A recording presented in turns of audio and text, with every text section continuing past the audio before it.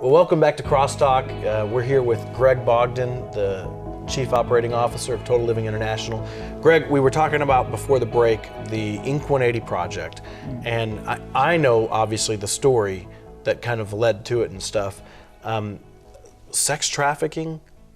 I mean, is this really a big thing in the United States, in Chicago, where you're at? You know, it's big all across the United States. You know, I did some missions work in Africa, and I found out about sex trafficking there. You know, I knew that was happening, and, you know, everybody has probably seen a documentary or some type of article on, you know, India and the sex trafficking and what it's doing to that culture there. But most people don't even buy the idea that it's happening in America. And, you know, that's one of the things I think that's amazing, being in ministry and media at the same time is, you know, you do a project like this and your goal is to entertain. It's like you were saying before the break, you know, it's about entertainment, it's about education. How do you kind of put the two together? And when we started into this, it was really more of a goal of, man, this guy's got a cool story. He's a little bit different as far as his look and what his appeal would be to the audience.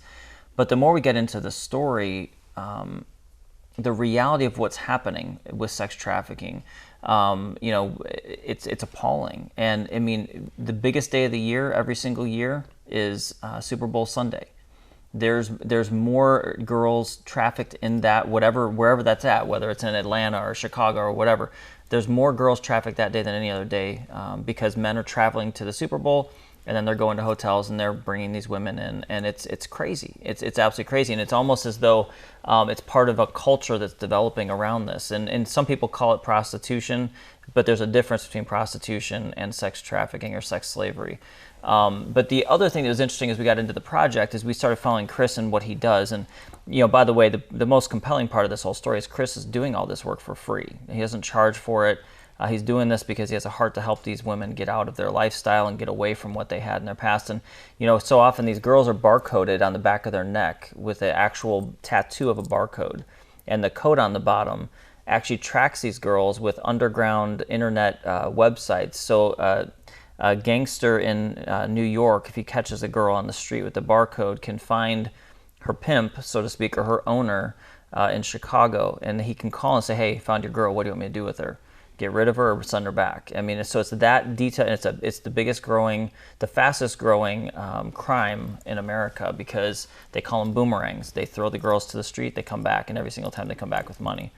So it's a really scary thing. But that was one of the things as we dug into it from the standpoint of the gang activity stuff, because he also removes tattoos off of guys that are getting out of gangs, and he helps them to, you know, be able to get jobs and have families without the reminders of what they've done in the past. And it put a real humanity to those people for me. You know, often I hear of gangsters and these guys that are out doing stuff they're not supposed to, and, you know, I want to keep my family away from them. I want nothing to do with them. But if one of these guys walked into my church, what do we do with that? You know, we can't deny them. These are real people. They're real people that God loves. They've made mistakes just like you and me. Big ones. Yeah.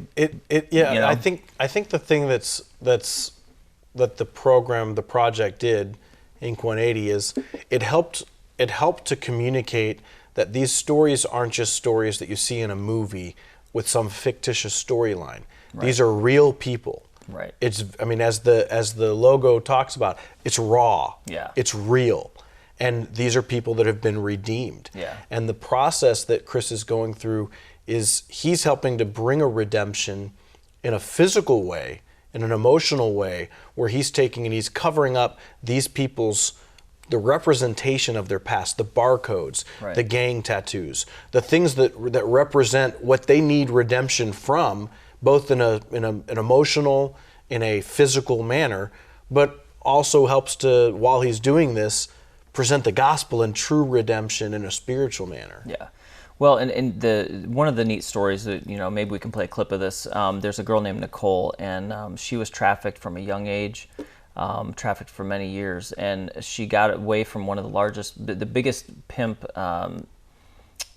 busts, if you want to call it that, in America. He's kind of the most notorious guy for what he was doing, and all the girls had the same tattoos, that they were like his owner. You know, he was like their owner. Yeah. And her story is so cool because not only did God get her change her life after she got out. I mean, she's absolutely in love with the Lord, and it's a cool thing to see that part of her story. But she also now runs something called John School. And so what she actually does is, I think it's in Minnesota or Wisconsin, it's one of the two. When a John is caught on the street with a prostitute, they now have to, in order as part of their probation, go to John School. And she actually teaches John School now. So you can imagine, she's sitting in there sometimes teaching men that abused her when she was being trafficked. Wow. Which is an amazing story of just strength and recovery. So yeah, let's take a moment, watch this clip from Inc. 180. We'll be back in a second.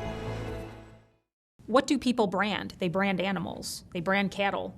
So when you brand a person, what are you trying to show? That is my property. Hey, what's going on? Good to see you. Nice to see you. How's it been? Good. Good? Sit down. Can I see the progress we're making here? For most pimps, what they call girls are your stable, like having horses, a stable full of horses. So I'm guessing that's where the horseshoe part played in. And the production was that I was to produce money, that I was a production, that I was a moving, walking, money maker. I mean, I worked from 9 to 9 in a massage parlor, and then I'd have to head over to the strip club to work from 12 to 4 in the morning, and then get up again by 9. Some of them are so bold as to put them on their faces or their necks. Some of them put them on ankles, wrists, hands, even arms or chests. They brand these victims a lot of times with barcode tattoos. Pimps and traffickers, they have their own network. And the idea of a barcode that can go back, that can be tracked back to a specific pimp so that if she gets away, she could actually be returned to her owner.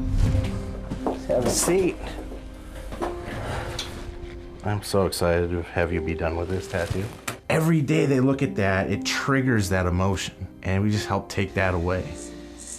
Doing okay still? Yeah.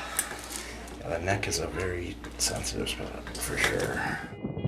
Control is always the most important thing to a pimp or trafficker because they don't want to lose this. That's their business. This is, this is how they make their money. We could be sold at any moment in time. Like if we were out in public and, like, let's say it wasn't really our time to be working at that moment, but some man looks at us at the restaurant, we have to go to work. If we're at the gas station and somebody looks at us a certain way, go to work, get his money, and don't come back without it. One of the larger myths would be the fact that prostituted individuals get to keep the money. These victims, they are not allowed to keep 1 penny of what they take from the Johns. If you're caught putting it in private part areas or wherever, I mean, that could be death to them. That's what they say, or you will wish you're dead from the beating that you'll get.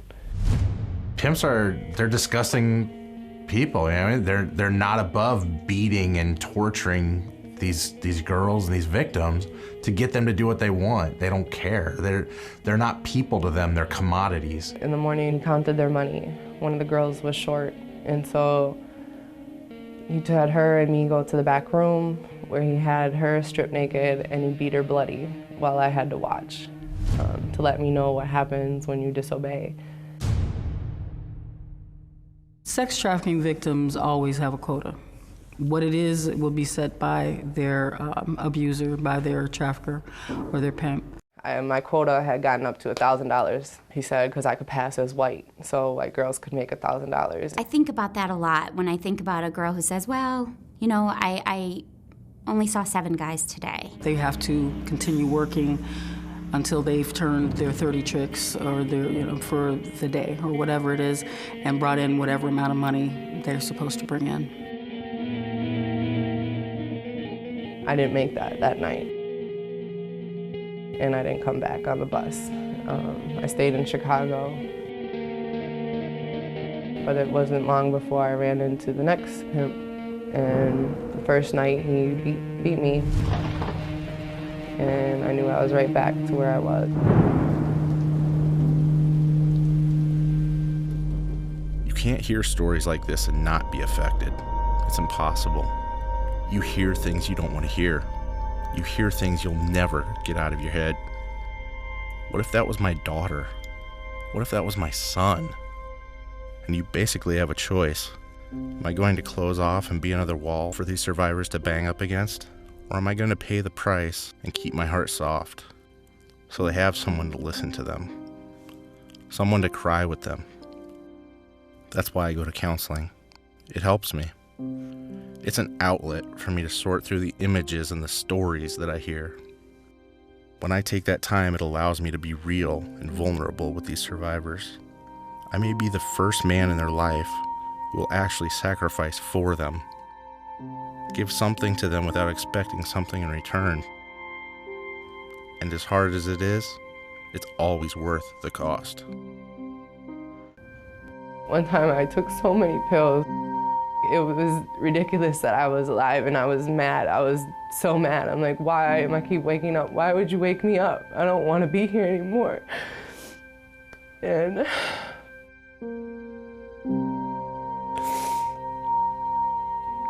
yeah. When I hear people call human trafficking a victimless crime, it's infuriating. The mental factor sometimes even overrides the beatings and the rapes that they go through, that I went through. It's a combination of mental and physical abuse, and the trauma that results from it. It changes the individual, it changes their soul, it changes who they are, to the point where they can't recognize themselves and they become who that individual wants them to be.